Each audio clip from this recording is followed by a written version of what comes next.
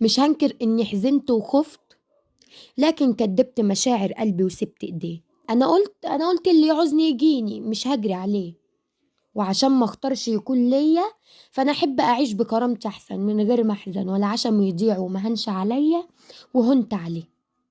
فأنا هسمع عقلي المرة دي، وهكمل يومي بدون صوته، وهكمل ناسي بدون ما يكون واحد منهم، وهفوق واضحك، هخرج واحلم وهعلق حلمي قصاد عيني، علشان استاهل حد يسيب كل اللي وراه علشان يبعتلي وحشتيني، علشان استاهل حد اكون في عينيه الاولى وفي قلبه اكون اخر من حب.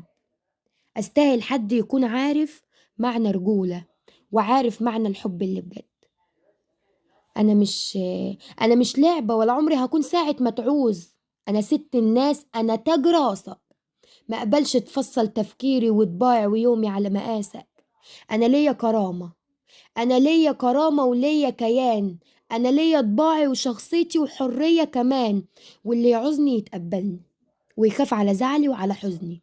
اللي يعوزني لازم يفهم اني كبيرة ويقدر قيمتي ويتحكى قدام الخلق في فخر كبير.